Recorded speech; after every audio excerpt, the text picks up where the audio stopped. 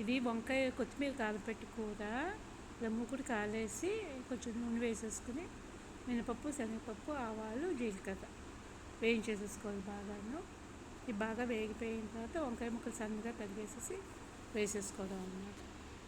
ఇందులో కొంచెం పసుపు, ఉప్పు వేసేసి కొంచెం నీళ్ళు పోసేసి మూత పెట్టేసి ఉంచేయడం. బాగా మగ్గిపోయిన తర్వాత కొంచెం కొత్తిమీర, కొంచెం పచ్చిమిరపకాయలు అంటే కారానికి సరిపడా అన్నమాట. కొత్తిమీర కొంచెం ఎక్కువే వేస్తానండి, వాసన బాగుంటుంది. అందుకని కొత్తిమీర, పచ్చిమిరపకాయలు గ్రైండ్ చేసేటప్పుడు కూడా కొంచెం సాల్ట్ వేసుకోండి, కొంచెం జీలకర్ర కూడా వేసుకోండి. ఇందులో దీనికి సరిపడా, ముక్కలకి సరిపడా సాల్ట్ వేసాను అనమాట.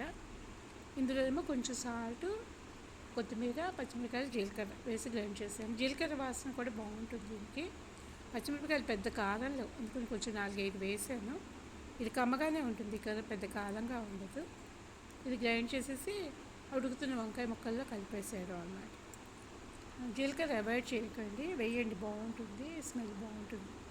ఇది అందులో వేసేసి 2 బాగా దగ్గరికి వచ్చేసేదాకా మగ్గపెట్టేసాడు అన్నమాట. మంచిగా మగ్గిపోతుందండి చక్కగాను. కొంతమంది అయితే బఠానీలు అవి వేసుకుంటారు, కానీ నాకు ఎందుకు అంత నచ్చదు. నేను ఇలాగే చేస్తాను. ఇంక ఇందులో మరి వేరేవన్నీ వేయకుండాను ఇలా ప్లెయిన్గానే బాగుంటుంది. ఒకసారి ట్రై చేసి చూడండి, బాగా నచ్చుతుంది మీ అందరికీ కూడా.